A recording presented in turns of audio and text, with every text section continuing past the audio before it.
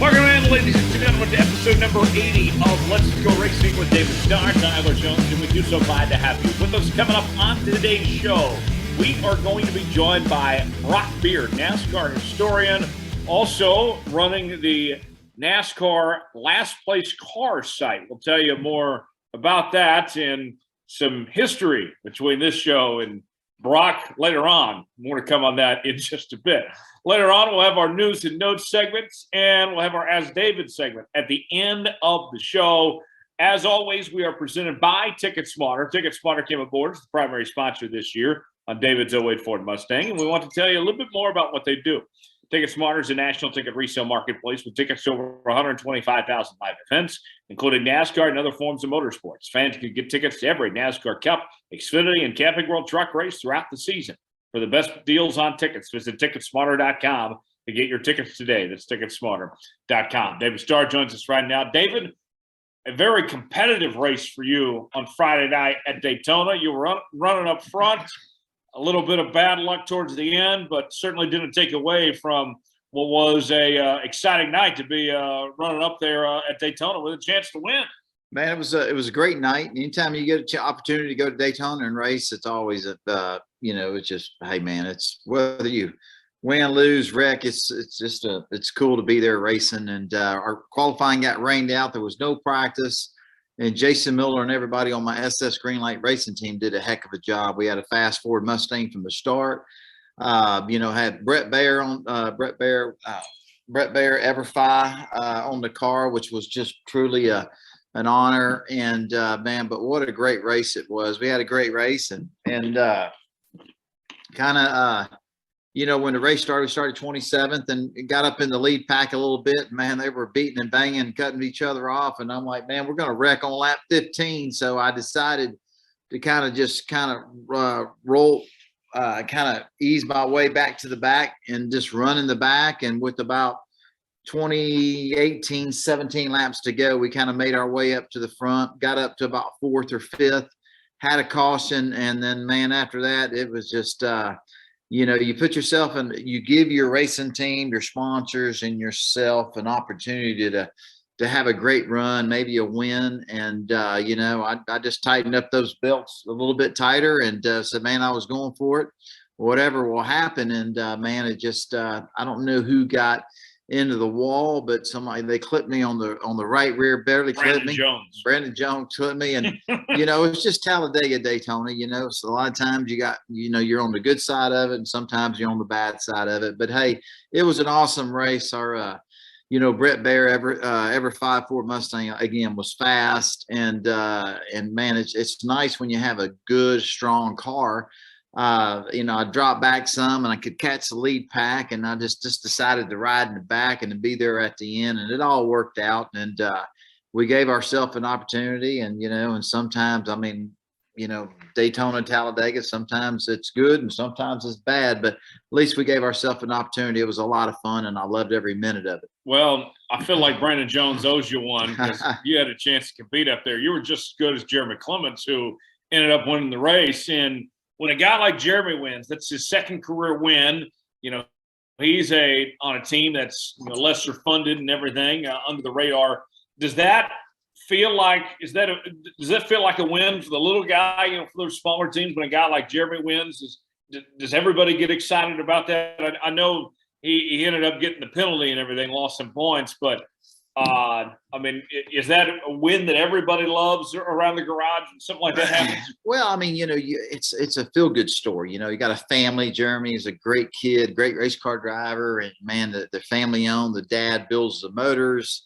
They're at their engine shop. They got a race shop there, and it's just a great feel-good story. Jeremy's a great competitor, and man, I loved it. I just think it's great, and if you're not a powerhouse team, if you don't have millions and millions, these big powerhouse teams have a lot of funding behind them. And, you're used to seeing the same cars team up near the top 10 week in and week out. But a lot of times when you go to Daytona and Talladega and some other short tracks, maybe Atlanta, it's a great equalizer. It gives the teams that don't have those $5, $6, $7, $8, $10 million budgets, an opportunity to win. And, and anytime you can see Timmy Hill with Carl Long Motorsports or Carl Long with two top tens. Absolutely. Or Jeremy Clemens, it's wonderful. I love it. I was cheering for him. Unfortunately, I was on the sideline back time I got out of the infield care center and back to the garage. The race still wasn't over with yet. And I think I crashed with 4 laps to go, but no, it was just awesome. It's great that there's races in our season that almost makes everybody equal. You know what I mean? And I love that. And it was cool to see Jeremy Clemens won a race. It was unbelievable. Yeah, the Cup race, you had some Xfinity guys finish up front. Rick Ware cars in the top 10, which we never see before. It was certainly an exciting weekend as Dominic Aragon from the RacingExperts.com joins us right now as well. Dom, the 24 hours of Daytona, it seemed not quite 22 to be exact, with things wrapping up with Austin Dillon getting it done. And initially, when the rain delay happened, if they would have called the race then, Austin Dillon would have won. But then they go back and they finish the final 20 laps. He passes Austin Cindric to win it outright and secure a playoff spot. I'm happy for Austin Dillon. That's what it's all about. That's why we're racing at Daytona as this final race before the postseason, is for these exciting equalizer, as David said, and a guy like Austin Dillon getting to earn it. I'm so glad that NASCAR finished that race and let Austin Dillon go for it. And as far as Truex goes, they're missing the playoffs. No one to blame but himself. 3 spots short. It wasn't just 3 spots at Daytona there he missed on.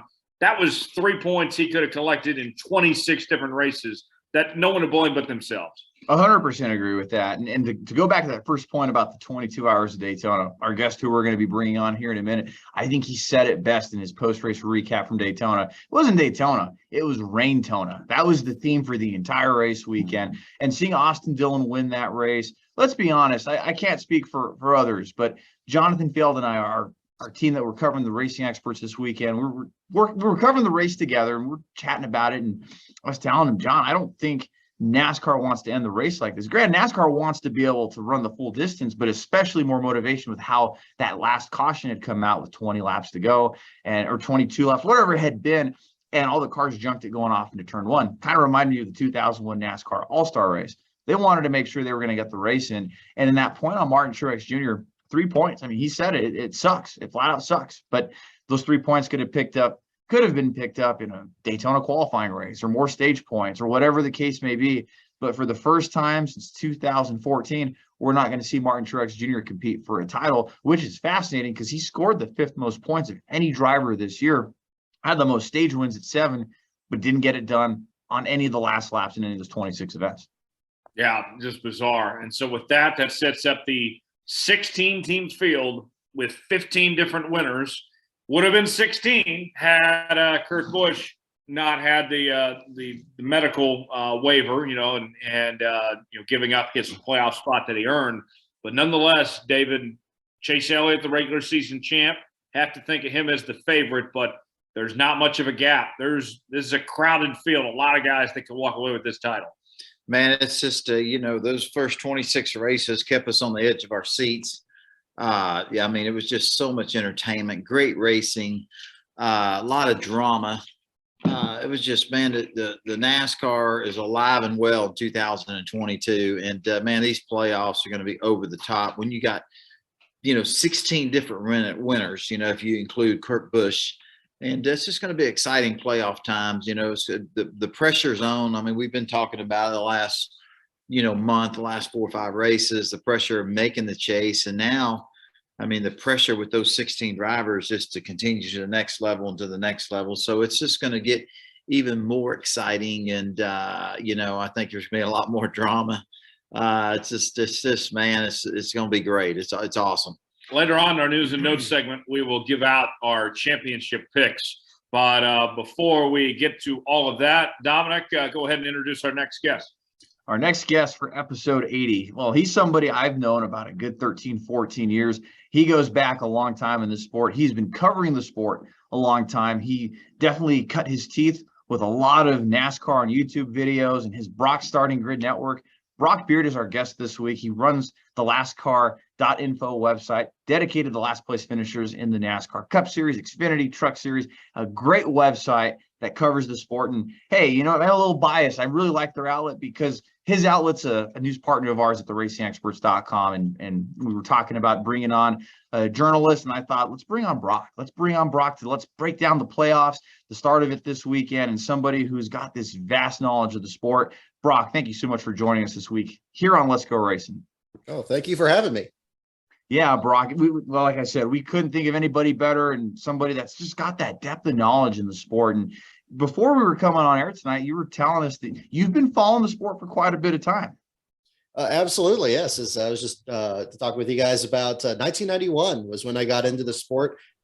First memory was Rick Mast flipping upside down to Talladega. I saw Days of Thunder around the same time, and it was about like a year after the movie came out, and really got into it. First diecast actually I think I collected was a Rick Mast diecast, and it's still like the most beat up car in my collection because I just probably was reenacting that wreck from a lot there. But went to Sears Point for the first time in 1992, saw Ernie Irvan come from the back to the front, and just absolutely fell in love with the sight, the sound. I mean, anybody that hasn't been to a race, you just see it on TV. It's so much more in person. It was then, and it certainly is now.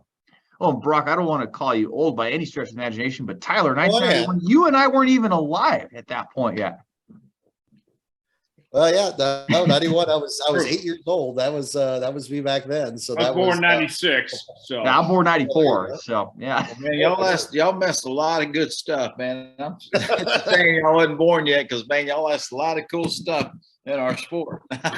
David, you saw a lot more cool stuff than I did too. I mean, my goodness. And it's amazing, man. Some great years. And I would have loved to have been around with no smartphones and all that, when you guys could have probably a little more fun than we can talk about. speaking of, yeah, absolutely.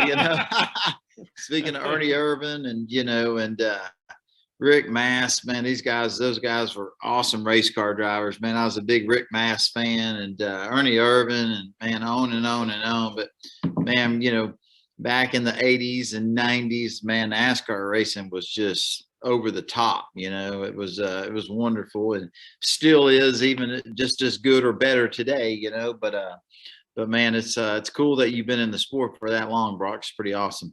Oh, thank you. And if you don't mind me asking, David, I mean, like you were telling me a little bit about your family connection to sport. Like, what's kind of like your earliest memory in NASCAR, if you don't mind me asking? Man, yeah, we're talking about you old. Hell, I'm fixing to tell you how old I am. Hell, I can remember in the late 60s, I going to Texas World Speedway, when my dad was a crew chief and worked on the Vitafresh Orange Juice racing team. And for Ronnie Chumley and Tony Bittenhausen Jr., man, I remember watching Buddy Baker and Bobby Allison and Donnie Allison, and man, it just on and on and on,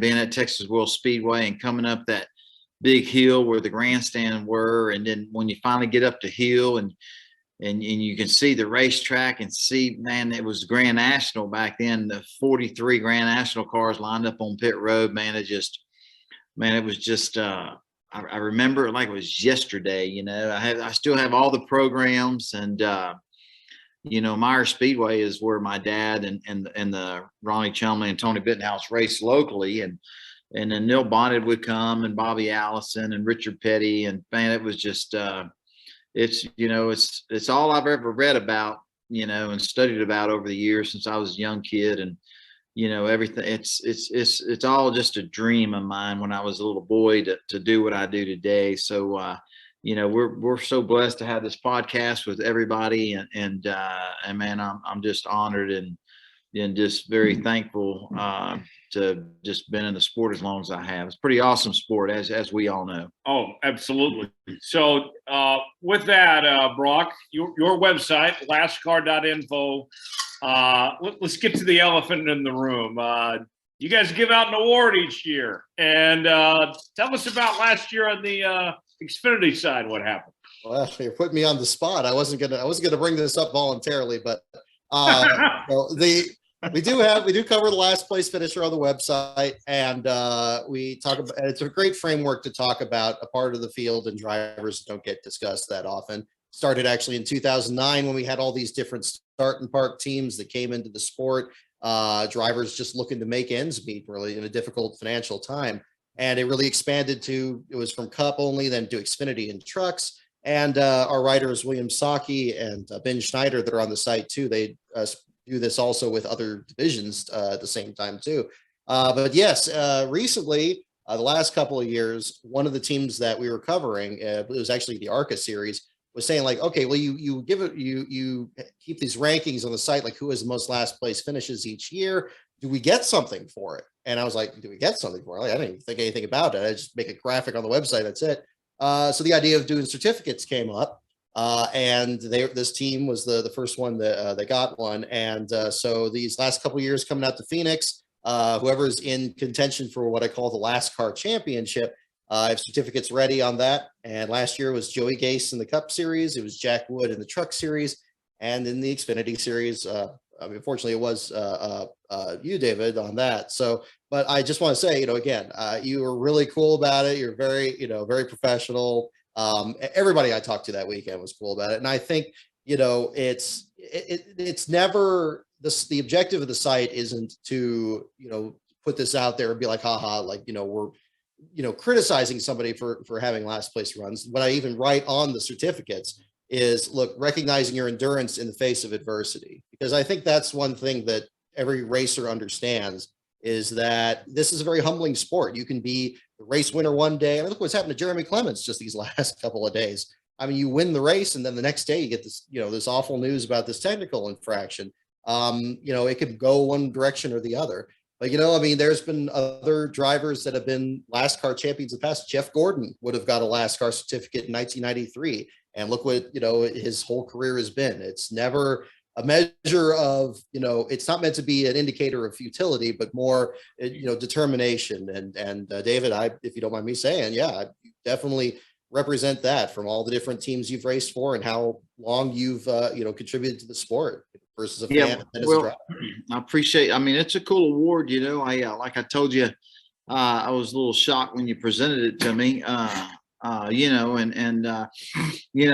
honored to get it, but I wouldn't, I'll let you know, I was like, man, you're not proud of that award. It's, I think I told you, you're talking about a team that had a lot of heart, a lot of passion, a lot of desire, and a lot of drive, and a lot of times those things, under the circumstances of what your budget looks like for the year, kind of dictates the quality of team you get, and I was driving for MBN Motorsports, my buddy Carl Long, who used to work for us at Spears Motorsports when I drove the Spears truck forever. And Carl was just a great guy, a great race car driver, great mechanic, fabricator, everything. And, years later, I find myself driving for him. It was pretty cool. He's a great friend, but we didn't work on really the biggest budget, probably one of the smallest one in the sport. And, and as a competitor, a winner, you're doing the best you can with what you have. And with the type of budget we raced on, I mean, it was amazing some of the finishes we got, but it was also just as frustrating when your equipment, when you didn't have the level of equipment that it takes to be really, really competitive, and maybe a racing team has to run another race on an engine when it needs to really be rebuilt or using used parts because you can't afford to replace them yet. And when you do stuff like that, the risk of having a mechanical problem, it makes it so much higher. And the drivers just, when they drop the green flag, the only thing I got on my mind is trying to win and pass every car you can in front of you.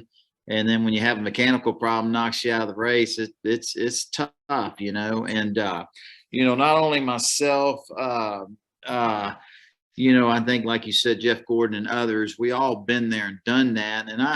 And a lot of the drivers, different drivers, I won't mention names over the years, I said, hey man, just stick after it. You're a winner just to be competing at this level. And do you know how many millions and millions of men and women out there racing across America on these short tracks would love to be in your shoes. You know, you've earned it. You've won races, you won championships. Obviously, the talent level it takes to race at the elite levels of all NASCAR series, trucks, Xfinity, and Cup. You know, but it's just the situation you're in those present times. You know, but anyway, I always let people know, hey, don't just remind yourself that, you know, you're a winner, you're a champion. And just because you don't have the big budget this year, don't mean that you won't next year. You know what I mean? And I just kind of encourage everybody to keep driving. You know, that when you race and you have something break or you just don't have all the funding you need, man, it always inspired me. And that passion to do good every week drives me to keep after it. You know what I mean? But I appreciate the reward. You know what I mean? Because sometimes when you got all those did not finish races, it's kind of cool that somebody's even paying attention to it. You know what I mean? But anyway, I love your passion and your love of the sport we all love. You know what I mean? And it's cool that that people are paying attention to some of those stories that kind of get left behind. You know what I mean? Because I can assure you that not only myself, but a lot of other drivers that don't have the biggest budgets, we're driving our tails off and not really spinning our wheels, not really going anywhere. But it'd be kind of nice if we could change spots for a weekend or two with some of those powerhouse teams to see how we would do. Because I can assure you that we could put it in victory lane just like they do. You know what I'm saying? But anyway, it's a cool award. I think it's cool that you recognize that.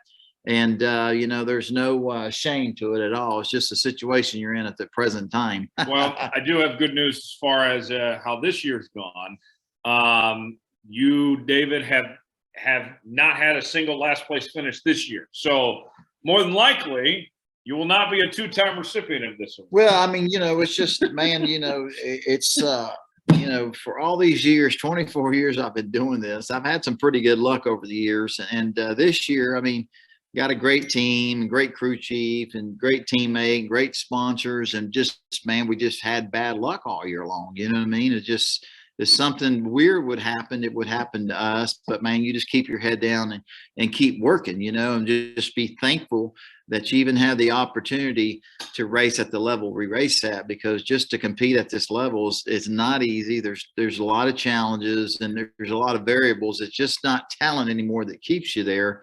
It's you know, it's funding, sponsors, and so anyway, it's you know, there's a lot to the sport and a lot to being able to compete out there. But I love it that somebody recognizes the hard work and the dedication and you know, the agony of defeat at times when you have mechanical problems and you end up finishing last a lot. You know what I mean? It's good that there's an award for you. Oh, exactly. Well, you know, and again, that means so much that you recognize that as well, David. So I do appreciate that. And also, you know, I mean, these stories at the back of the field, I mean, it's not, I think the worst thing that happens from the way a lot of these stories are shown publicly, like on TV, is it seems like it's open and shut. Like he ran 20 laps and he fell out. It's like, for example, in one of your runs last year, when you were shown in last place, you actually came back out and you were driving in place of, I think it was CJ McLaughlin at the time. Atlanta, then, yeah. So, I mean, that was one, and I don't think it got a second of coverage on TV, but I mean, it was very impressive because I think that was a really hot day. I believe McLaughlin, it was or something. It was awesome. You know, whoever the driver was, you might have mentioned his name, but you know, unfortunately we got tied up in a wreck, knocked us out, had a great car, and man, you know, you're disappointed. You got to go to the infield care center. Once I did that, I'm walking over to my hauler. I got to talk to my team owner for a minute, talk about what happened, analyze it a little bit, and then I was going to go change it. Man, and the team came running and said, "Hey, man, will you jump in our car?" You jump in our car? I said, "Well, hell yeah. What car is it?" You know, and said, "Well, what's going on?" "Well, the driver's heat exhaustion or whatever." And it said, you know, the AC's not working, you know, and I'm saying, "Well, really?" And I was like, man, I'm thinking in my mind, hell, I don't even have an AC. You know what I mean? So, man, I jumped in that car and it was several laps down, but it was amazing how fast it was. And, man, I remember when I got in the car, the guys got excited. They said, "Man, your lap times are awesome." We were passing cars, good cars, you know, and,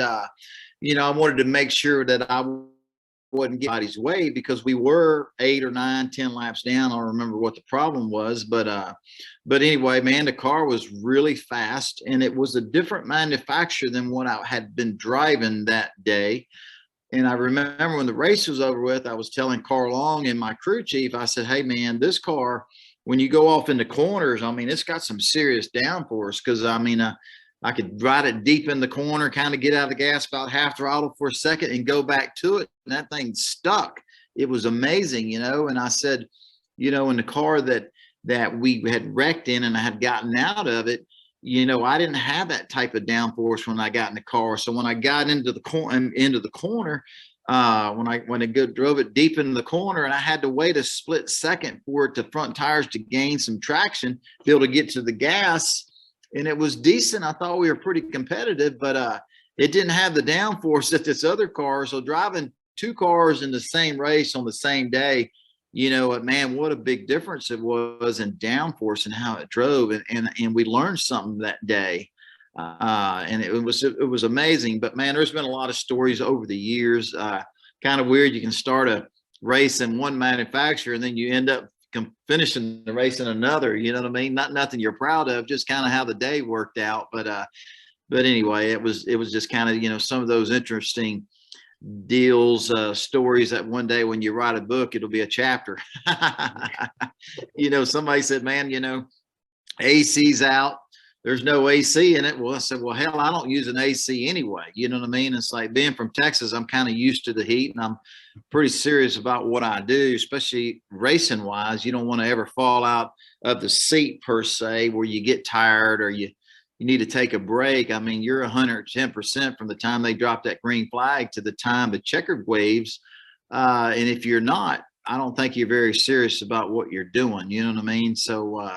So anyway, I just, you know, everybody's different, you know, how you take care of your body and how you view all that. But anyway, that was kind of a cool day. Sounds like it. Yeah. So with that, part of the reason why we have Brock here is to preview the NASCAR playoffs, and that begins this weekend at Darlington with the Southern 500 Labor Day weekend. Brock, beginning on just the historical side of things, you know, this year has been so incredible, and you know, all these different winners that we've seen throughout the year and the parity throughout the sport. How would you describe the historical significance of this playoff that's about to begin here? You know, it's a good question. I was kind of mulling this over on the stream the other day, and I get a sense that, you know, this Darlington race in particular this weekend, this is going to be a real statement win for whoever wins it. I don't think somebody's going to back into this one. I sense somebody, I mean, Darlington, I mean, you know this just as well as anyone, David, you know, that track has a say in who wins it. You know, and I think with all the parity we've seen, and we've seen some people that are maybe a little unusual faces in there. I think, you know, I mean, maybe in some past chases when the, you know, playoffs, I'm showing my age too, when the, you know, the series start in a different tracks, it doesn't necessarily show that. Maybe somebody peaks early and then doesn't keep going. I'm willing to put it out there. I think probably whoever wins this race is already, I would consider, a favorite for the championship. I know it's easy to say that, but I mean, this is such a grueling race, 500 miles at Darlington. You know, so much has changed there. I think that, you know, and again, I'm already thinking, you know, guys like Hamlin, guys like Kyle Larson still trying to get his first Darlington win. Ross Chastain. I mean, you know, are these people for real, or was it just a time where they had like one win? I think that's it's going to be interesting, and we saw that I think a bit last year too. So I expect that to be even more critical this year with the new car and its own quirks. Yeah, I think so. It's going to be fascinating to see how that all plays out. And so, Brock, who are some of the favorites? If you had to narrow it down a bit, who are some of the guys you're watching for to contend for this championship here? Boy, you know, I think Kyle Larson is, you know, looking like he's, I mean, I know he was the last car feature this week for the Cup Series race, but, you know, sometimes Hendrick has a history of that where maybe they, you know, Jimmy Johnson had this in years where they would try different things in advance of the playoffs and then they would come in and they would just take off. We haven't seen the same Kyle Larson as we saw last year with getting the 10 wins, but we haven't had to. He's just had these wins bookending the season almost between Fontana and Watkins Glen. And, he's still been trying to get a Darlington win. He's been so close so many times to win specifically the Southern 500, and to the point we're just like smashing the car in the wall and trying to catch Denny Hamlin. I would consider him one of the favorites. And, actually just remembering too, he was last to the spring race at Darlington too. But again, no fault of his own, engine failure in that one too. If the car holds together, which I guess is the big question for everybody, that's certainly one guy I would look at. But then, Logano winning the spring race, Denny Hamlin always being fast, running the Xfinity race as well. A lot of the usual suspects, but I think a smaller, that would probably be the group to kind of look at. Yeah, that's a really good group. And Dominic, of some of those names there, I have to think that Chase Elliott is the favorite, but it doesn't feel like that's saying much. I mean, he's got the most momentum as of late, but I mean, you can make a case for Kevin Harvick, as Brock mentioned, Kyle Larson. I mean, and everything, come playoff time, we saw what Tony Stewart did back in 2014. Came in with no momentum and won 5 of the 10 races here. I mean, you can really turn things on even now. Well, just looking at some of the research I do before the race weekends, of your 16 playoff guys, only 4 of them have won at Darlington in the past. Kevin Harvick, like you said, Tyler, he leads the field. He's got 4 wins. That most memorable win for me, we've talked about it at length on the show, how it could be a book in itself, was how NASCAR's journey to come back from the pandemic. 2 months, Kevin Harvick is your winner, May 17th, 2020. But I also think, too, Denny Hamlin, a 3-time winner of the Southern 500. Joey Logano is the most recent Darlington winner. And Kyle Busch won at Darlington in 2008, but everybody else hasn't. And Brock, you bring up a great point there too with Kyle Larson. 9 starts, 5 top 5 finishes. He's been runner-up a few times. He led a lot of laps there in the 42 car. He about nudged Denny Hamlin to get the win last year. That was a thrilling last lap. I got to think Kyle Larson has to be one of your favorite guys to win the Southern 500, even though he's never won. And Chase Elliott has run really well, and he's never won this race. But I look at a lot of those playoff guys are going to be up towards the front. And another guy, too, I mean, he missed the playoffs by 3 points, but you got to think Martin Truex Jr. is going to be up there in the top 10 more often than not, collecting stage points, stage wins, maybe even being a factor in Sunday. But if we're looking purely playoff guys, Kyle Larson looks like he's going to be really good if we're going just based off past numbers. Right. Well, and we're talking about the playoff as a whole, Dominic, not just Darlington here. Okay, yeah, okay. And I think, too, like Brock said, Darlington will give you a lot of momentum. And when you look at the entire 10 races, you have Darlington, you have short tracks, you have the Roval, you have Talladega, you have intermediate tracks. There's definitely a blend of everything. I feel like Kyle Larson is your guy there, too, when you look at the big picture. Darlington's going to provide a lot of momentum no matter who runs well there. But I feel like Kyle Larson and Chase Elliott are your 2 guys looking as the odds-on favorites for the 2022 title. And like it was mentioned, they would try things with Jimmy Johnson, Jeff Gordon, and then these guys would just come out like balls of fire in the playoffs. So Hendrick Motorsports, I feel like they're up to their old antics where we're going to see them just really explode here in the playoffs. One of the things I'm also very curious about, one of the guys that he's been, I think, the breakout star of this year is Ross Chastain. And you had the little scuffle with Denny Hamlin, a few weeks ago, but as Kyle Busch pointed out, that he hasn't really been handed any payback yet. And a lot of guys have said payback's coming for Ross Chastain, and the statistics are out there. It's clear. I mean, nobody's caused more accidents this year than Ross Chastain, and it's not even close among all NASCAR drivers. And so, David, with Ross, I know that you love Ross, and we all do. I mean, what he's done this year, but it's very interesting that he's going in the playoff not only as kind of the breakout guy, but also with a target on his back too. Yeah, and he stopped by. It was a Friday night. It was a big rain delay, and he came over to Mahler and saw to see me, and we probably talked for 30 minutes. And people want some pictures with him, and took some pictures with him, but we got back to our conversation, and I just told him, man, I was proud of him for what he's accomplished, and I said, man, he brought a lot of excitement to people's televisions across America, and he said, he kind of laughed, and I said, well, hey, keep it up. Obviously the challenge, there's a big challenge ahead of you, but don't do anything different. Keep racing hard. And end goals, try to win his championship. And so he assured me that he was not going to do anything different, and he was going to go race hard. Whoever wins this championship, it's you can't be a push around. You got to have thick skin, and you got to be able to be tough and do what you got to do. And I don't think anybody's going to intimidate him. But anyway, I'm excited for Ross. He's done a lot. It's cool to see a kid like that with a lot of determination and, go through all the different levels and drive anything, get his hands on, and put him in a situation that he's in now. It's very refreshing for all the kids across America and all these short tracks that, hey, man, you can do this too, because Ross Chastain has done it. So, but man, just thinking about what Brock was saying earlier, there's so many stories, and I kind of momentum's one of them.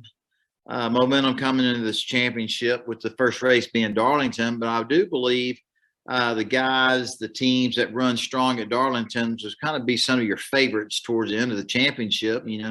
You look at Penske with Joey Logano, man, he was so strong there earlier this year and won the race. And then I think back, Kyle Larson and Denny Hamlin, what a show those guys put on. They're all chase contenders.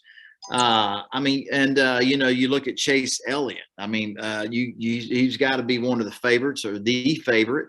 Now you look at what Stuart Haas has done and what Kevin Harvick's done here, towards the end of the season to make the playoffs. And to win 2 races in a row is amazing. You know what I mean? So, man, you got a lot of heavy hitters. We're all talked about these different organizations, the different drivers.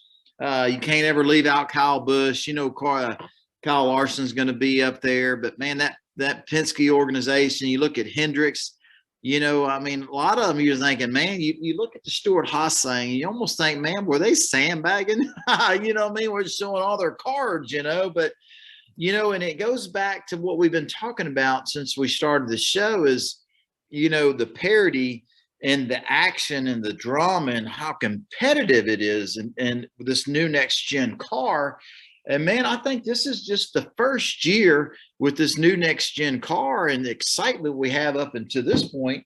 And now these next 10 races to crown a champion in 2022, man, I think it's going to be over the top, these next 10 races. It's going to be a lot to cover, a lot of excitement, a lot of drama. It's going to be great, man. Obviously Ross, my buddy Ross, he's got a target on him, and he knows he has a target on him, but he's going for it.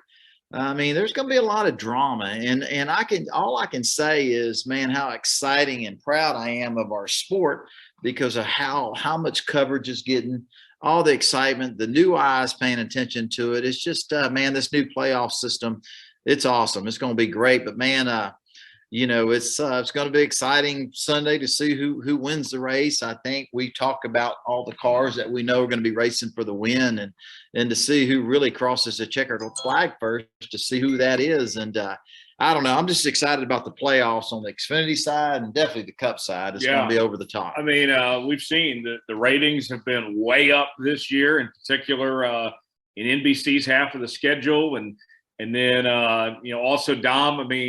We're going to get this new Race to the Championship series on USA, which is supposed to be similar to the F1 series on Netflix. And then you got that goofy ass show that Austin Dillon's doing on USA Network, which I guess some people like for whatever reason. Hey, they have a lot more content to work with now over the next few weeks for that show. Yes. Yeah. Season 2 got renewed, I think, with that Daytona win. But nonetheless, it's going to be a fun next few weeks leading up here to the playoff. It sure will. And no, I agree. And I think over the next few weeks, as we see guys getting chopped and who makes the cut and who doesn't, I'm sure we're going to have some more surprises. And I want to ask you this, Brock. We had Jeremy Mayfield on a couple of weeks ago, and Tyler brought up a great point during that show, pulling a Mayfield and asking Jeremy about that, how he had that win situation at Richmond, got in the playoffs. So with that being said, and looking at Austin Dillon pulling a Jeremy Mayfield to get in the playoffs, Brock, how do these guys fared in the past? Were these guys that win at the last minute, they get in the playoffs? How have they fared? And is that any indication of how Austin Dillon's going to do in the playoffs if those trends continue? Well, I'm kind of two minds of it, because I love pulling for anybody that, is the underdog and just kind of, slides under the radar and pulls off something big like that. But, I think that, in 2004, for example, mentioning Mayfield, right away, the first round of the championship, New Hampshire, he gets in an incident with Greg Biffle. I think there were Tony Stewart had some incident with him or something. And it just kind of went downhill from there. But I think it's, one thing I like with the playoff system is that it has Daytona there to determine the last spot. And I know that we saw a lot of, it got pretty ugly in both the races, unfortunately, at some point. I'm glad that there was some good racing, at the end for both to kind of make up for that at the same time. But I think generally, we talked about this. You talked about this with Martin Truex earlier. If you don't get it done earlier in the season, or Tyler, I think you were bringing this up. If you had you're 3 points off and you're just not, those 3 points could have been lost at any point of the season. I think if you need to rely on winning some, super speedway race at the very last second and getting in there, it's generally going to be somebody that probably you wouldn't expect to be in the mix. And maybe that ends up being kind of a factor in it there. Although, I'm at the same time, now that I'm thinking about it, William Byron won the Daytona race and got in there, and he seemed to distinguish himself pretty well there. So I guess there's always exceptions. It doesn't seem like it's a hard and fast rule, but Brock, think about would anybody here be surprised if Ryan Blaney, without a win and getting the very last playoff spot, the wild card with points, goes out there, wins a couple races, wins the title? Absolutely not. No. He very well could. I think that, we've seen Fords get better the last couple of weeks. We talk about just the openness of this playoff and getting out at the right time. Dom, even with the playoff point situation, Blaney, although he didn't win, he won the All-Star race. He ran so fast and so good, even as a wild card contender, he's still not far back in playoff points, even getting the last spot in. Stage wins mattered, I think, throughout the regular season. You pick up a playoff point for every stage you'd pick up with stage 1 and stage 2. And I can't recall off the top of my head, but he did pick up multiple. And that's what, even looking at Martin Truex, I hate to go back and rehash that, but if he did make the playoffs, he would have been seeded 4th or 5th. That's how many points these guys picked up and showed how consistent they were. And I guess we'll come back to see in 10 weeks if this statement will come to bite me. But I really think Ryan Blaney is going to advance way further than Austin Dillon will in these playoffs, just based on what we have seen through the first 26 races.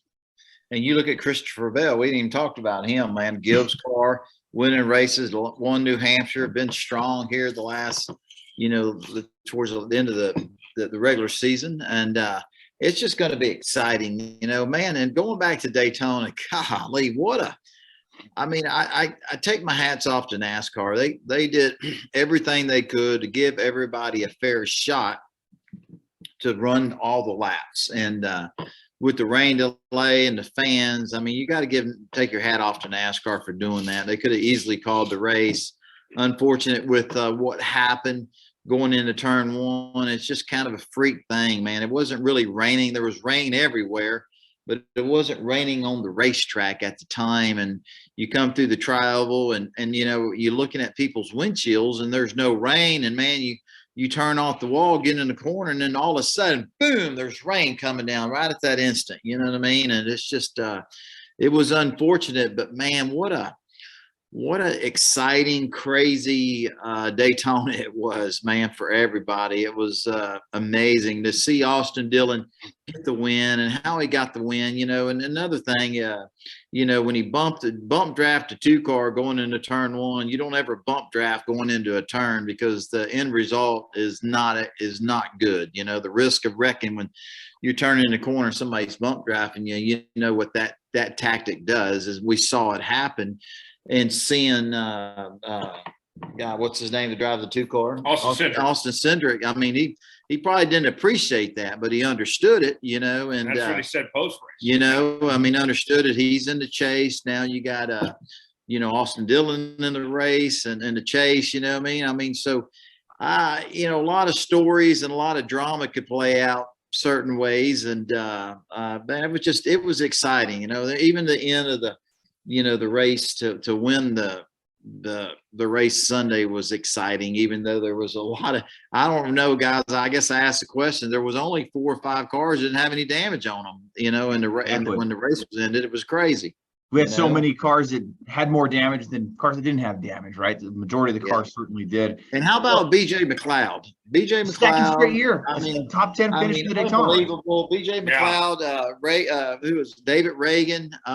Who else? Cody Ware. Cody Ware, man, that was amazing for Rick Ware Racing to have the finish in of their 2 cars. I mean, it was kind of cool to see some of the cars that we're not used to seeing finish in the top 10. It was pretty neat. And hey, man, at the end of the day, when they drop the checker flag, man, you're in the top 10. No matter how it all worked out, you were there. You know. Well, and it worked out awesome for one fan in particular. Tyler, you know what I'm talking about. Brock, David, and you, the listener, may know too about the fan that had the free bet on FanDuel and had a top 10 parlay with the 51 car Cody Ware, David Reagan, BJ McLeod, and I'm forgetting who the other one was, but they put all 4 of them on their parlay. Oh, Gregson, yeah. No, Gregson. $990,000. It was something Come short, on. a few $100s short of $1 million. A free bet. Did not put any money down and won close to $100,000. I saw that screenshot on Twitter, and I thought that was like, wow. You hear about those, but to actually see something like that. That's why NASCAR betting, if you're not doing it, folks, is phenomenal, because you can make a lot of money. More than you can in other sports. We can't touch that. Absolutely. Yeah. I've never done it myself, but you always hear about I neither. BetUS.com, promo code Jones22. Hey, there you go. And before we get to the news and notes, Brock, I want to bring up a couple points, actually. So one of the things we buried here on the show, one of the biggest buried lead things I think we've done in a while, you're a published author. You had a book there on the story and the life of JD McDuffie, and you have a second book in the work. And you also have a pretty cool event come up next week. So I want you to share with us a little bit about each of those things and how those next events look for you and how this book coming up is looking for you. Oh, absolutely. No, thank you. And, yes. So as you mentioned, Dominic, I have one book that's published and another one that's on the way. The one that's on the way, I'll mention first here, is a biography of Derek Cope. Derek and his wife, Alicia, have been extremely helpful. We've been doing interviews since 2018, just describing, his story. And again, another upset at Daytona, very timely with what's going on this week here. Driver that wasn't expected. What year was that? 1990. So yeah, a ways back there. So actually just before I got into the sport. You know what a great story about that is, when Dale Earnhardt went into turn 3 coming to the checkered flag, and we see him go high because his right rear tire was flat. Mm-hmm. When he pulled into the garage area of the Daytona, I guess he was the first kid standing there. I had snuck into the garage that year and was in the garage, and man, I was everywhere. And I got pictures in one of my albums of that car. I mean, right there when he pulled into the garage with a flat right rear tire, man, it was amazing. But what a story for Derek Cope, and it's cool, and to become great friends with Derek. It's cool that you wrote that, that you was involved in writing that the book for Derek. That's pretty awesome. Oh, thank you. No, I had no idea. See, that's the thing. It's like, a race like that. Everybody experiences different, but to be there firsthand, I can't even imagine. But that's awesome. But yeah, I mean, talking with Derek, talking with not just the Daytona win, but then his win at Dover later on, other teams he's driven for, and really how he got into racing. I mean, he's like a lot of these other drivers that I talk about. I mean, he's just lived an interesting life. But my first book that I did was actually on the late JD McDuffie. And you and I were talking about this a bit earlier, David, as well, because, of course, you drove for Jimmy Means, who was, again, a good friend of JD's, during his career. Both owner drivers working their way through the ranks, trying to get the best run they can. That was my first book. And, again, at the time, I really wanted to kind of do a lot more research on it because it didn't seem like there was a main source to kind of get all the stories together. And there were so many stories from people that were fans, members of the team, his family, his wife, Imogene, sadly passed away last year. I got to interview her before that. His daughter, Linda. And it seemed like everybody I talked to knew 2 or 3 other people that wanted to be a part of it. I think we had more than 30 interviews at the end of it. And that was my first book on that. And what's really touched me since then is just how many even more people, I wouldn't say more people. I mean, well, there are some people that now know about JD that didn't before, and that's awesome enough as it is. But I sense also there's a lot of people who did know him, and then for decades, he kind of just almost fell into myth a little bit. It's kind of strange to say that, but it seems like a lot of people that shared these stories, it almost was like they hadn't said this in years. Or certainly with Jimmy Means, it was like that. And, sharing their memories and coming out. And there's, I think I'd like to believe that there's been, some healing that's happened since then, because of course, the way JD lost his life was very traumatic for all involved. I mean, his team, his family, and everybody else. But, we did a book tour at Watkins Glen in 2018, myself, Linda McDuffie, and Charlie Birch, who was the team photographer. We stayed at his place for that week. We visited the track. It was a great promotion we did there. And now, these years later, 4 years later, this next Monday, September 5th, is going to be JD McDuffie Day in Lee County, where Sanford, North Carolina is, JD's hometown. And they're going to unveil a mural at 329 Carthage Street. The unveiling is between 12 and 6 p.m. At that location. There's going to be a car show. They're going to be having some other guests there. Hopefully Jimmy Means will be there. I know, David, you were asking about that earlier.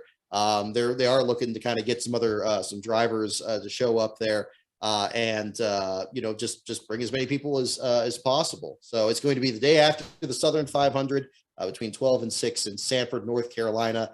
And I'll be providing the additional information for that. So, man, I love it, and man, I love it. I didn't know JD McDuffie, but I when I was driving for Jimmy years ago, I read your book, and the book was awesome. It had Ronnie Chumley, the guy my dad worked on his racing team, Body Fresh Orange Juice racing team. His name was mentioned in the book, and but I love the history of our sport, and driving for Jimmy Means was really awesome because man, just a true legend of our sport, and his stories and how he did it and how he did the longevity of his career.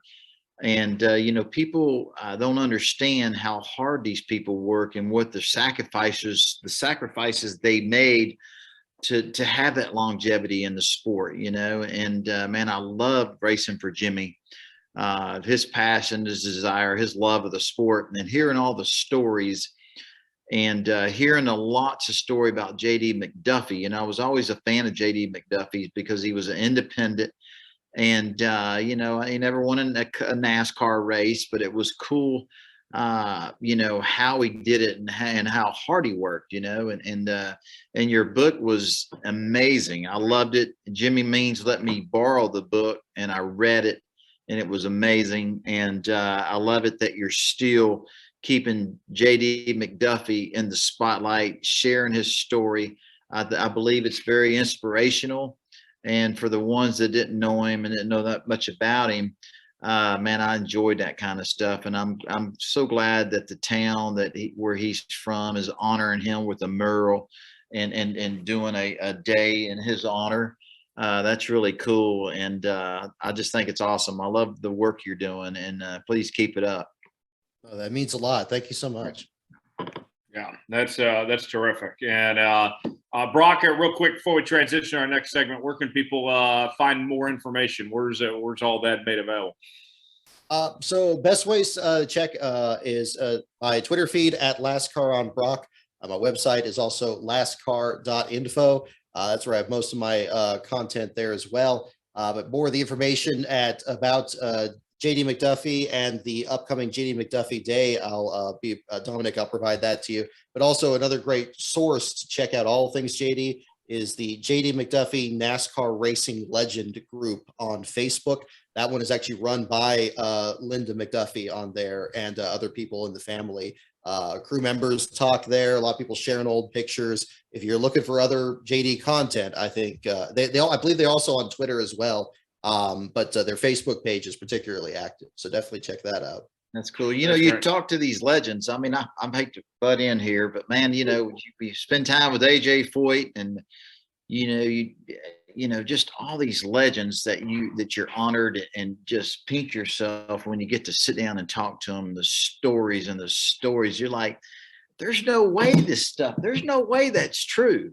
But man, I'm telling you, Jimmy Means, JD McDuffie, just all these guys, man, how the stories they have, it's just so far out there. It's like, man, it's in living in the world of NASCAR racing that we live in today and how they did it and the stories they have. It's like, man, it's like sometimes it's hard to comprehend it. You know what I mean? It's like, y'all did what? And I mean, you know, it was just, but man, it's just, they laid the groundwork, made the sport what it is so we could all enjoy it and work in it today. You know what I mean? But man, I love your book, and I have lots of books about different drivers and about the sport. And man, it's just awesome, man. I appreciate the history of the sport and bringing JD McDuffie back to the forefront. You know what I mean? I think it's important. Oh, yeah, for sure.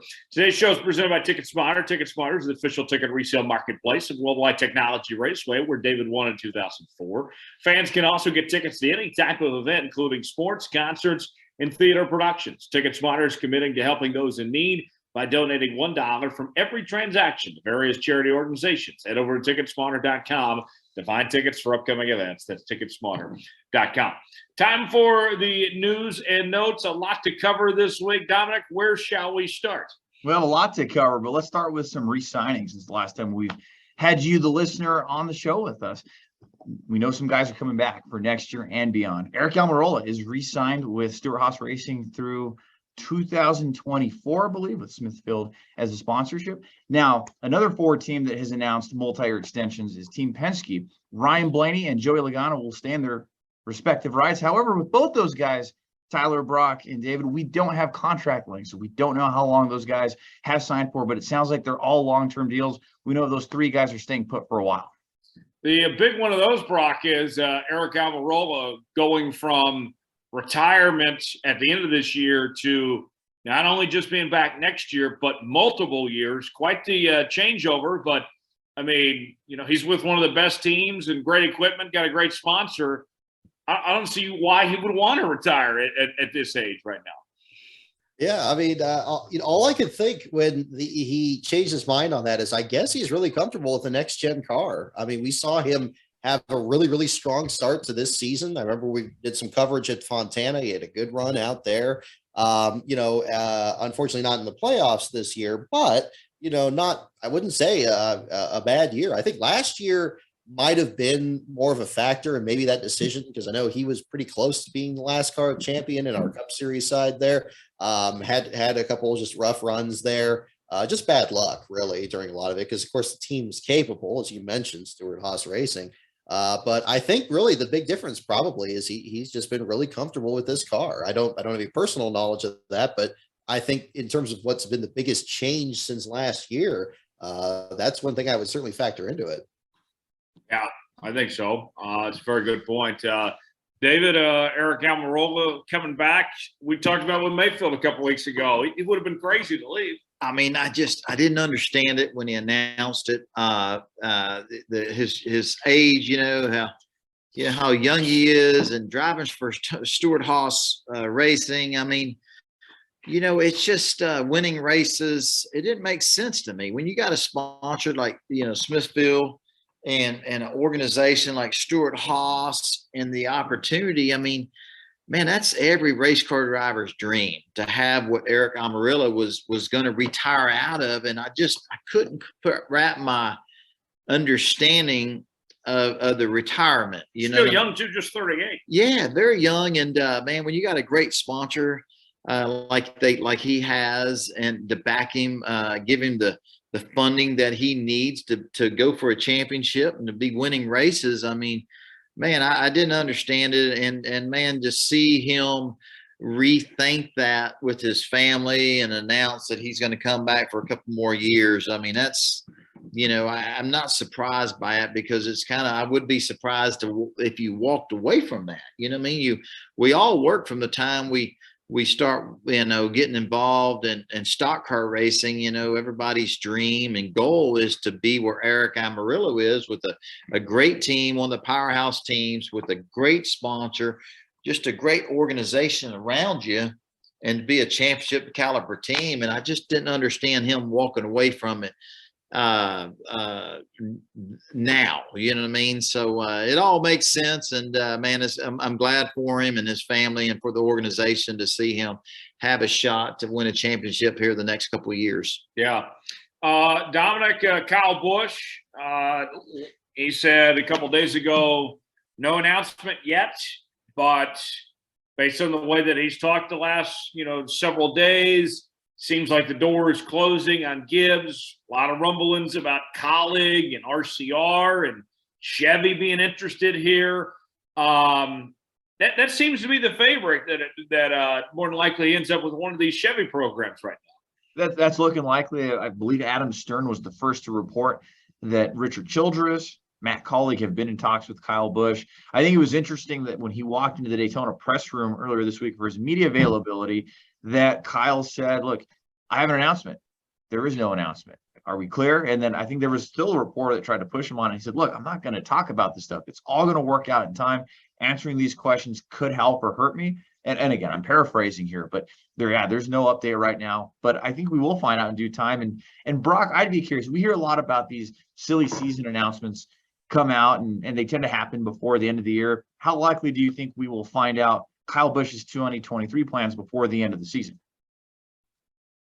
That's a good question. I mean, there's so many moving parts nowadays in what sets up these team driver sponsor relationships. I mean, not the fact that you have to have multiple sponsors these days to fund a ride, getting a charter, keeping a charter, and all these other things that have to go on. I could see the team wanting to make some moves before the end of the year, just because it seems like the offseason just gets shorter and shorter with the Clash being now in LA and everything. So I'd probably be surprised if it wasn't mentioned by the time the season wraps up. Maybe I'd be surprised probably if they did it in Phoenix, unless he doesn't make the championship 4, and then maybe it'll be like, why not? Maybe that might actually be probably more the guideline. Maybe, once Kyle Busch is eliminated for the playoffs, assuming he doesn't make the championship 4, of course, he's very capable of doing so. That might be the moment, I would think, because then it wouldn't be a distraction to them actually pursuing it.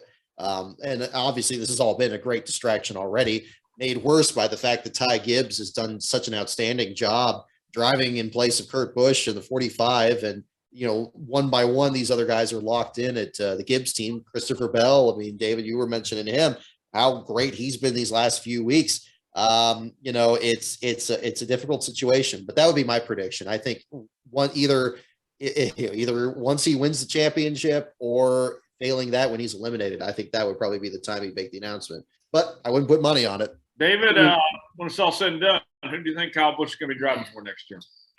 Man, it's tough decision. It's I think I read something from David Wilson with the head racing guy there at Toyota. He said, man, we're doing everything we can not to be able to have to race against a pissed off Kyle Busch, man, he's one of the best. And again, it's Toyota, man. It's just been a great, that nucleus of Joe Gibbs Racing, Toyota, Kyle Busch, M&M's.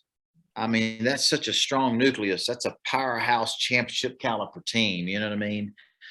And it's interesting at that level, the money behind it to have that. You know what I mean?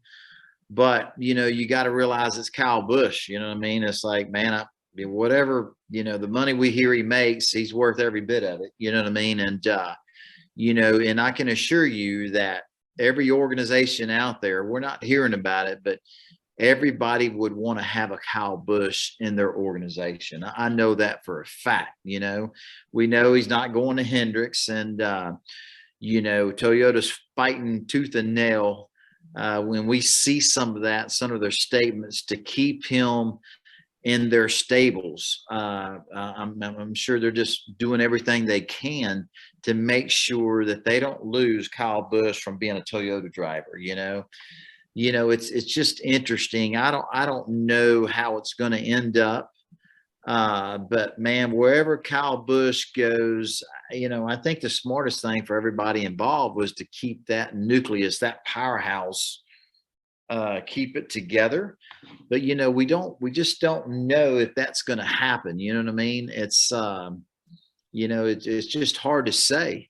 And well, if it's not going to happen, then where's he going? You know what I mean? And I'm sure everybody is fighting to have Kyle Busch on in your organization. I can almost assure you, Childress is probably doing everything in his power to put Kyle Busch in the 8 car for the future. I mean, man, for RCR, that, it wouldn't be any. They couldn't find a better situation than that. I don't know if I really see that happening, but anything's possible. Anything is possible. But I just know that I'm sure Toyota's fighting and doing everything they can to keep Kyle Busch, and to add to that, David Wilson not only mentioned that about he doesn't want to go up against a pissed off Kyle Busch, but Brock, we also heard from David Wilson say that talent isn't enough to get by.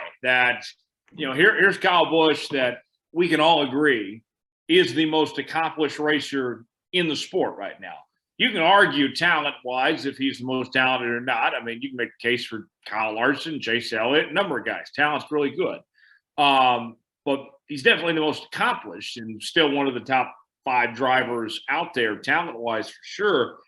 But, he's absolutely right about that, Brock. The way that the dollars and cents-wise and sponsorship, it's a lot has got to come together here. Oh, you're very right. And, that's, I think the tricky part is, I think when you have somebody that's a talent, but it's in a field where it's so open to so many new talents. And we've seen this, especially in the Xfinity series, these last few years. I think that series is going through a renaissance of just how many drivers, not just new talent coming in, but former Cup guys that are having a new lease on life. Justin Allgaier, AJ Allmendinger, these guys. There's only so many places to put people. And I think that's the conundrum that the Cup Series has kind of created for itself a bit with kind of this charter system, that you only have 36 spots, and you can have open teams, but then that's not really a profitable venture. We've seen so few of them this year. I think the problem is that we've now we're now finding the limitations of this system, that there's only so many places to put people and so few quality rides that are available, because a lot of the quality rides, they're going to lock these people down. I always thought the Kyle Busch is going to be one of those that it's like, no, they're never going to even talk about him being out of that seat. But I think we're seeing kind of a consequence of that we have a glut of talent and fewer spots than ever before. And, I'm sure Kyle Busch will land somewhere, but maybe it's not going to be the same situation as maybe it would have been when Bill Elliott went to Junior Johnson or something in a different era. Or even starting an entirely new team, if that's even on the table. Obviously, he's got his truck team. What's going to happen with that? I don't know. I think that's the real question. Yeah, and sponsorship wise too. Does he give up salary to maybe get free promotion for his Rowdy Energy or something? Is there a business to business side of thing and all this? You mentioned Kyle Busch Motorsports, how that factors in. There's a whole lot more than just putting a name on a contract and saying, hey, come drive my car. There's a lot of factors involved with Kyle Busch that you don't talk about with necessarily other drivers that would be going through free agency right now. Dominic, let's get to our playoff picks. We teased it at the beginning of the show, so we'll let you start. Who is going to be the NASCAR Cup champion when it's all said and done at Phoenix there at the last week of the season? I never learn. I went with the back-to-back prediction last year on this show, and he finished runner-up in points. But I think Kyle Larson does go back-to-back, and he is our 2022 NASCAR Cup Series champion, a 2-time champion of NASCAR's Premier Series. Okay. Brock, how about you? Boy, I somehow have this image in my mind of Denny Hamlin and Ross Chastain's, thing bubbling over in Phoenix when they both make the Final Four and both of them taking each other out, and somebody just kind of slips through and pulls off the win. When I think of a scenario like that, I know I mentioned Larson earlier, but I think somebody like maybe a Joey Logano that just kind of slips through and pulls it off. So although I've said Larson earlier, I'm kind of thinking that scenario, maybe Logano. Okay. This guy, I can't believe he hasn't won a championship yet. He's won Daytona 3 times. He's got that dog in him now, too. I think we're starting to see when push comes to shove, if he needs to win, he can win. And they've raced well all year long. Denny Hamlin finally gets it done and gets that first career championship. I think that happens. You're going with the most dangerous 23rd place team, Tyler? Yes. Yes, I'm going with Denny. David, you've been picking Kevin Harvick a lot this year. Is he the champion?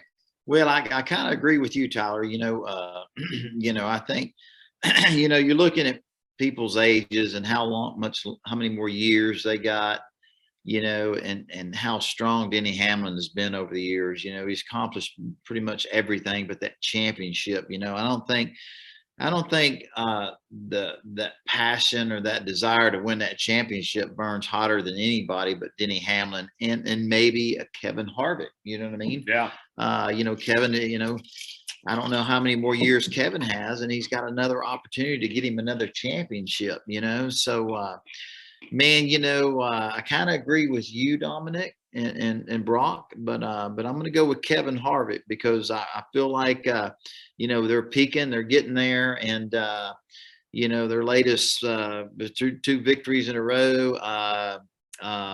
I'm going to go with Kevin Harvick, but man, there's so many. I mean, it's hard to pick a winner. I mean, it's just so hard because, man, all of them.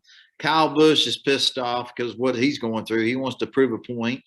It's hard to bet against Chase Elliott, Kyle Larson. I mean, it's just on and on and on. Christopher Bell, Joey. I mean, it's going to be exciting. So this is hard. We're making our picks, but man, it's going to be exciting. But I'm going to go with Kevin Harvick. Yeah, very good. So there you have it. That's our picks for this week here on Let's Go Racing. Our final segment begins in just one moment, and it is our Ask David segment where we ask you to submit questions to us on Facebook, Twitter, and by email. Facebook.com/Star Podcast, Twitter at Star Podcast, email davidstarpodcast@gmail.com. And this segment is presented by TicketSmarter. TicketSmarter, Kevin Board is the primary sponsor this year, and David's 08 Ford Mustang. We want to tell you a little bit more about what they do. TicketSmarter is a national ticket resale marketplace with tickets to over 125,000 live events, including NASCAR and other forms of motorsports. Fans can get tickets to every NASCAR Cup, Xfinity, and Camping World Truck race throughout the season. For the best deals on tickets, visit TicketSmarter.com to get your tickets today. That's TicketSmarter.com. Our first question in the inbox is on Twitter from Kevin at Fan of Knapford. And this question's for Brock. Brock, Kevin wants to know, whose book did you enjoy writing more, Derek Cope's or J.D. McDuffie's? Ooh, that is a tough question. Good question. Boy, I hate to straddle the fence on it, but I'm tempted to, because in both cases, I've learned so much more about them, and my perception of 2 drivers I already admired beforehand, and then learning that much more afterwards to respect them even more. If I had to pick one, it would probably be JD, because it was almost like a mystery. Like it was almost like discovering like something that had been lost for a long time, and then finding it again, and then trying to make that story come alive. Where, I'm very thankful that Derek Cope's, is still with us, and we can still talk to him and get the stories there. But I think probably in the terms of the process of putting it together, that would probably be it. That in the JD book, really in a lot of cases, just stuff that there are pictures in that book, like you saw, David, that just were never published until they were in there. And I was checking with him, was like, "Are you cool with these being in there?" It's like, "Yeah." I'm like, "Okay, well, we'll do that." And yeah, so that would probably be my pick then, the JD book. Yeah, that's very cool. Dom, you almost done with this Jeff Bodine book already? Goodness. I know. I need that one. And that's the thing, too. I've learned over the years, not just with this project, but if you're wanting. No, hold on. Short answer, no. But the more people you tell that you're doing something, the more they can hold you accountable, like you're doing to me right now. And Brock knows I've been working on this project. I've picked his brain on ours a couple of times. And he asked Jeff, he asked me like how close you are to being done. I think we're in that 90-some% threshold. I really do. There's just a couple things we still need to iron out before we start looking at the publishers that are interested, but we're very, very close. I can tell you we are super close. And I think for me, one of those internal goals is making sure this is done before my son's here. Yes, that'd be great. When are we going to get a David Starr book? Well, when I'm not racing no more, so yeah. So one of these years, Yeah. Oh, maybe Dominic and I can write that. Doc and, Brock and yourself and Dominic, I got enough people to help me put one together and write one, you know what I mean? So, and I won't take 7 years to help you with this one. I kind of know what we're doing now. So we ain't worried about writing no book right now. We still got a lot of racing to do. So we're going to focus on our racing. We'll get on to a book later. Plenty of material to work with just from this podcast here over the years. Next question in the inbox. This one comes from Meredith, and it's for David. Meredith wants to know, David, have you ever considered running for office? Never. Never considered it. I don't know anything about it. We all have our views, and I kind of keep mine to myself. But running for any kind of office, I'm not interested in it. I'm a race car driver, and now I got a racing school, and wouldn't have any interest running on any kind of office. But yeah. well, David, I got to bring this up, and I'm going to put you on the spot, Tyler. So on Twitter earlier this week, Tyler shared that he had somebody, a close associate, and actually I believe a friend of the show, reach out about potentially running for office at some point. I'm curious what happened with that. I saw that. I heard that. Jones 2024. What's this all about? Yeah, I get reached out to by a friend of ours that works with a firm, asking if I was interested in running for office in Texas. I haven't been here that long, so I don't even know how I'd even be eligible, but never say never. Crazier things have happened before. I've always loved, serving people, and I love this country, but Dominic, to be honest with you, I enjoy what I'm doing right now too much to I'm not ready to put that life aside just yet. Something would there'd have to be some type of itch, some type of calling really to push me that direction. You would think, Dom, you think he'd do it because the Summer of Jones tour has been canceled and he needs something else to do. Yeah, you know what I mean? He needs another tour to go on. Absolutely. The Summer of Jones, that would be my campaign, is that every day with me is the Summer of Jones. Now, you just alienated a bunch of viewers. What if somebody likes winter or the fall or the spring? I mean, you just everybody likes summer. It's the best time of year. Yeah, absolutely. Yeah. How about you, Brock? Would you ever run for office, or is that something you've ever considered? Oh my goodness. Well, the last place guy running for office, I think we know how that would turn out. Oh, heck, man. Hey, Dominic, he's already, working with all those kids. That's painful enough. I can't imagine Washington being much worse. Well, it's weird. I mean, I came back to my hometown a few years ago before I worked at the schools. I had people in town saying, you should run for mayor. You should run for mayor. You'd win. I'm like, I know I wouldn't win. And I don't even know if that's a job that I would really want, because that's a lot of responsibility. And David, as a race car driver, you're under a microscope. People are wanting to know and hinge on every word you say. And I think when you look at that from a political lens, there's even more people that are wanting to know, and every little thing you say and your family gets put in the spotlight. I don't think that's something I'd ever want to put any of my family through. And I feel like I can make more of a difference with people and groups, not in politics. And knowing me, I know if, God forbid, right, I was elected to something or something happened, I would do something wrong. And then, it wouldn't be good. Like where, hey, use your position of power to get this, and that. I don't want to deal with any of that. I'd rather just live my private life. Yeah, I'm with you. I mean, I have a perfect record when it comes to elections. I was my freshman class president in high school. Didn't run for re-election after that. Hey, the men and women that run our countries and our states and our cities, man, more power to them. Thank God for them. They're passionate. They grew up wanting to do that kind of stuff. there's plenty of people before all of us. I mean, we're racing people, and we have a lot of other interests. Obviously, we vote, and we support the men and women in office. And but man, for myself, I'm speaking about myself, man. I like Tyler said earlier, man. I love my city. I love Texas. I love our country, but I just wasn't. It wasn't built and made for that kind of stuff. Can you imagine him at school board meetings? I mean, we did, it's pretty black and white with me, and I don't know if that works in politics. We need to let's start small. Let's get David on school board. David Starr for school board. I think that's a good I'll get behind. Yeah, absolutely. Yeah, let those teachers have it. People like Dominic, get an earful from people like David. Well, and David, you can have a perfect slogan here. You could say something like "first on the racetrack" and "first in our kids' education," "first in our best." Something like you could play with so much. Yeah. I'll say that we'll end on this topic. Who in NASCAR, in the racing world, you think would be good in politics? For me, two names come to mind.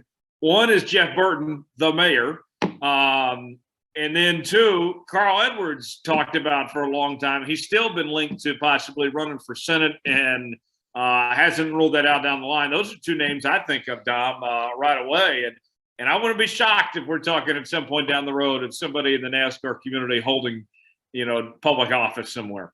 Well, I believe Richard Petty ran for office. I don't know if it was Secretary of State, North Carolina, or he might have even run for the Senate, but he did run for political office. So a NASCAR driver trying to merge politics together has been tried before. That you can't be a king here. We're not a monarchy. There you go. Exactly.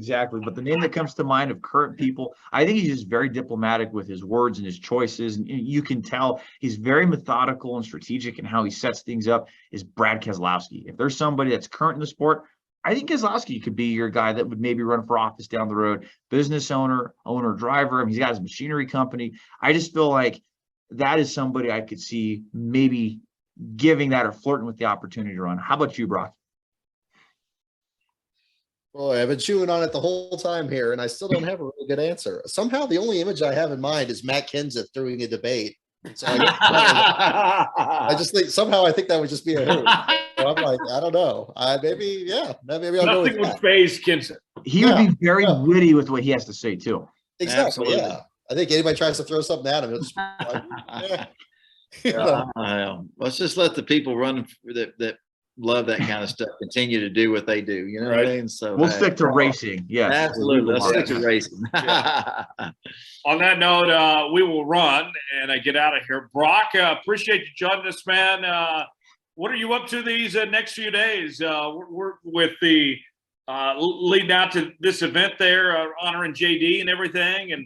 And where can people get more information on that? Go ahead and plug that one more time before we go.